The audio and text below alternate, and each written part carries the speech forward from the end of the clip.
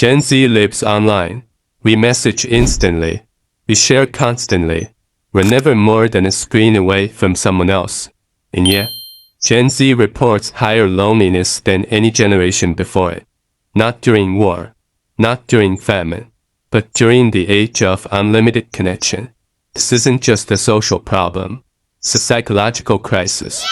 Today, we'll explore why Gen Z feels so alone, how modern life rewired the brain, and what loneliness is silently doing to an entire generation. Most people think loneliness means being alone. Psychology says otherwise. Loneliness is the absence of emotional safety. It's a feeling that no one truly sees you, understands you, or knows the real version of you. You can be surrounded by people and still feel lonely.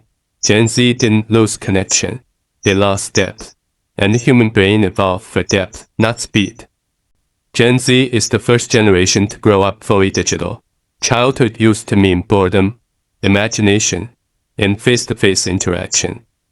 For Gen Z, it meant algorithms, notifications, and constant stimulation.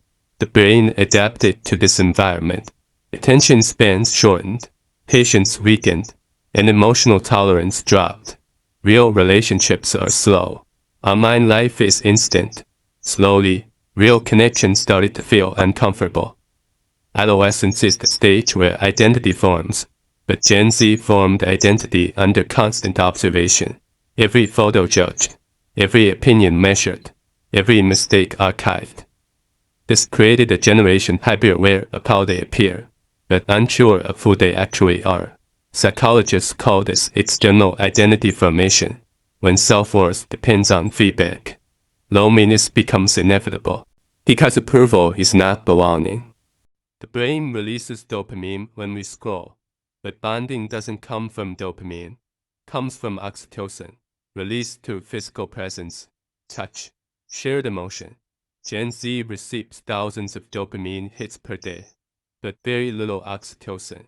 The result: emotional numbness, restlessness, a constant feeling that something is missing. The brain mistakes stimulation for connection and pays the price. Gen Z missed critical years of social learning, pandemic isolation, remote education, digital friendships replacing physical ones. Many never learned how to handle awkward silence, or conflict, or emotional discomfort. Instead of practicing relationships, they learned to avoid them. Avoidance feels safe, but it feeds loneliness. Vulnerability used to be private. Now it's public. Screenshots never disappear. Cancel culture punishes mistakes, so Gen Z learned emotional self-protection. Humor instead of honesty, distance instead of depth, irony instead of sincerity. But intimacy requires risk, and without intimacy, loneliness becomes chronic. Chronic loneliness activates the brain's threat system. The world feels unsafe. People feel untrustworthy. Over time, this leads to anxiety disorders, depression, emotional detachment, fear of commitment. Loneliness doesn't just hurt feelings, it reshapes personality. Loneliness is not a personal weakness. It's a natural response to an unnatural environment. Healing doesn't come from deleting apps overnight. It comes from intentional reconnection, small real conversations, shared experiences, emotional honesty without performance. The brain can rewire, but only through real human presence. You're Gen Z and you feel lonely.